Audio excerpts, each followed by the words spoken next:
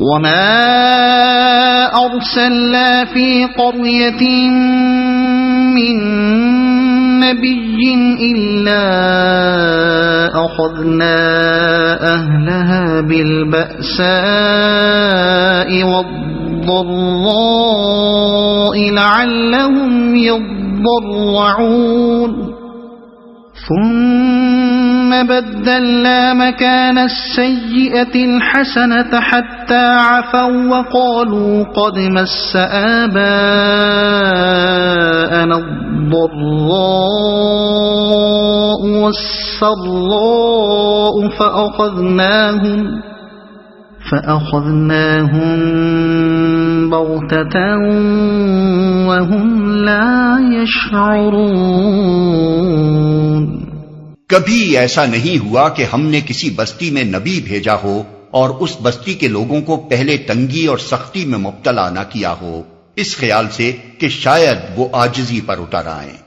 پھر ہم نے ان کی بدحالی کو خوشحالی سے بدل دیا، یہاں تک کہ وہ خوب پھلے پھولے اور کہنے لگے کہ ہمارے اسلاف پر بھی اچھے اور برے دن آتے ہی رہے ہیں۔ آخر کار ہم نے انہیں اچانک پکڑ لیا اور انہیں خبر تک نہ ہوئی۔ ایک ایک نبی اور ایک ایک قوم کا معاملہ الگ الگ بیان کرنے کے بعد اب وہ جامع ضابطہ بیان کیا جا رہا ہے جو ہر زمانے میں اللہ تعالیٰ نے انبیاء علیہ السلام کی بعثت کے موقع پر اختیار فرمایا ہے، اور وہ یہ ہے کہ جب کسی قوم میں کوئی نبی بھیجا گیا تو پہلے اس قوم کے خارجی ماحول کو قبول دعوت کے لیے نہایت سازگار بنایا گیا، یعنی اس کو مصائب اور آفات میں مبتلا کیا گیا، قحط، وبا، تجارتی خسارے، جنگی شکست یا اور اسی طرح کی تکلیفیں اس پر ڈالی گئیں تاکہ اس کا دل نرم پڑے، اس کی شیخی اور تکبر سے اکڑی ہوئی گردن ڈھیلی ہو، اس کا غرور طاقت اور نشہ دولت ٹوٹ جائے، اپنے ذرائع و وسائل اور اپنی قوتوں اور قابلیتوں پر اس کا اعتماد شکست ہو جائے، اسے محسوس ہو کہ اوپر کوئی اور طاقت بھی ہے جس کے ہاتھ میں اس کی قسمت کی باغیں ہیں، اور اس طرح اس کے کان نصیحت کے لیے کھل جائیں اور وہ اپنے خدا کے سامنے عاجزی کے ساتھ جھک جانے پر آمادہ ہو جائے۔ پھر جب اس سازگار ماحول میں بھی اس کا دل قبول حق کی طرف مائل نہیں ہوتا تو اس کو خوشحالی کے فتنے میں مبتلا کر دیا جاتا ہے، اور یہاں سے اس کی بربادی کی تمہید شروع ہو جاتی ہے۔ جب وہ نعمتوں سے مالا مال ہونے لگتی ہے تو اپنے برے دن بھول جاتی ہے، اور اس کے کج فہم رہنما اس کے ذہن میں تاریخ کا یہ احمقانہ تصور بٹھاتے ہیں کہ حالات کا اتار چڑھاؤ اور قسمت کا بناؤ اور بگاڑ کسی حکیم کے انتظام میں اخلاقی بنیادوں پر نہیں ہو رہا ہے، بلکہ ایک اندھی طبیعت بالکل غیر اخلاقی اسباب سے کبھی اچھے اور کبھی برے دن لاتی ہی رہتی ہے۔ لہذا مصائب اور آفات کے نزول سے کوئی اخلاقی سبق لینا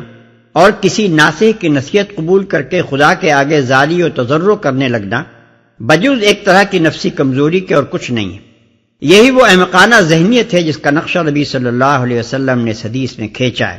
یعنی آپ نے فرمایا مصیبت مومن کی تو اصلاح کرتی چلی جاتی ہے، یہاں تک کہ جب وہ اس بھٹی سے نکلتا ہے تو ساری کھوٹ سے صاف ہو کر نکلتا ہے،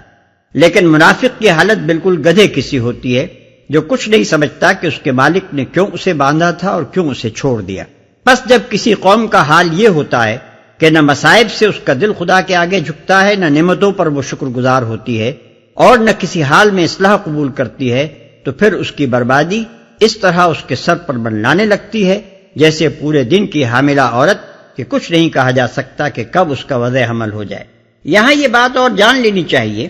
کہ ان آیات میں اللہ تعالیٰ نے اپنے جس ضابطے کا ذکر فرمایا ہے،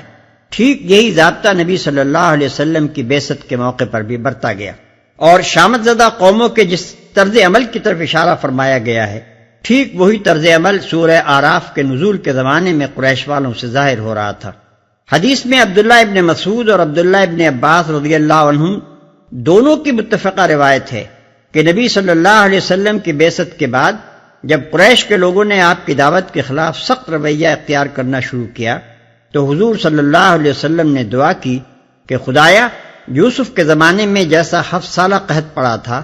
ویسے ہی قحط سے ان لوگوں کے مقابلے میں میری مدد کر۔ چنانچہ اللہ تعالیٰ نے انہیں سخت قحط میں مبتلا کر دیا، اور نوبت یہاں تک پہنچ گئی کہ لوگ مردار کھانے لگے، چمڑے اور ہڈیاں اور اون تک کھا گئے۔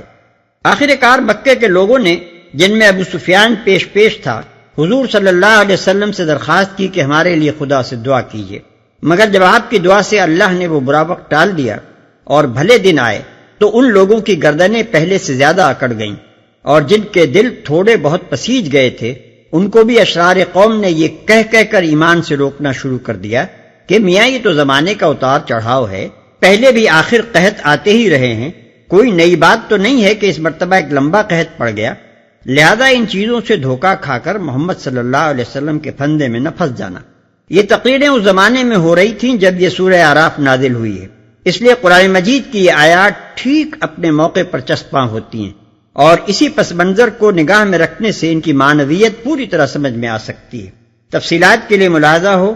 یونس آیت 21، النحل آیت 112، المومنون آیات 5-76، الدخان آیات 9 اور 16۔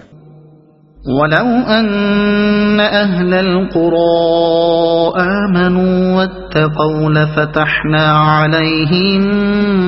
بَرَكَاتٍ مِّنَ السَّمَاءِ وَالْأَرْضِ وَلَٰكِن كَذَّبُوا فَأَخَذْنَاهُم بِمَا كَانُوا يَكْسِبُونَ أَفَأَمِنَ أَهْلُ الْقُرَىٰ أَن يَأْتِيَهُم بَأْسُنَا بَيَاتًا وَهُمْ نَائِمُونَ۔ اگر بستیوں کے لوگ ایمان لاتے اور تقوی کی روش اختیار کرتے تو ہم ان پر آسمان اور زمین سے برکتوں کے دروازے کھول دیتے، مگر انہوں نے تو جھٹلایا، لہذا ہم نے اس بری کمائی کے حساب میں انہیں پکڑ لیا جو وہ سمیٹ رہے تھے۔ پھر کیا بستیوں کے لوگ اب اس سے بے خوف ہو گئے ہیں کہ ہماری گرفت کبھی اچانک ان پر رات کے وقت نہ آ جائے گی جبکہ وہ سوتے پڑے ہوں؟ أَوَأَمِنَ أَهْلُ الْقُرَىٰ أَن يَأْتِيَهُم بَأْسُنَا ضُحًى وَهُمْ يَلْعَبُونَ أَفَأَمِنُوا مَكْرَ اللَّهِ فَلَا يَأْمَنُ مَكْرَ اللَّهِ إِلَّا الْقَوْمُ الْخَاسِرُونَ۔ یا انہیں اطمینان ہو گیا ہے کہ ہمارا مضبوط ہاتھ کبھی یکا یک ان پر دن کے وقت نہ پڑے گا جبکہ وہ کھیل رہے ہوں؟ کیا یہ لوگ اللہ کی چال سے بے خوف ہیں؟ حالانکہ اللہ کی چال سے وہی قوم بے خوف ہوتی ہے جو تباہ ہونے والی ہو۔ کیا یہ لوگ اللہ کی چال سے بے خوف ہیں؟ اصل میں لفظ مکر استعمال ہوا ہے جس کے معنی عربی زبان میں خفیہ تدبیر کے ہیں، یعنی کسی شخص کے خلاف ایسی چال چلنا کہ جب تک اس پر فیصلہ کن ضرب نہ پڑ جائے اس وقت تک اسے خبر نہ ہو کہ اس کی شامت آنے والی ہے، بلکہ ظاہر حالات کو دیکھتے ہوئے وہ یہی سمجھتا رہے کہ سب اچھا ہے۔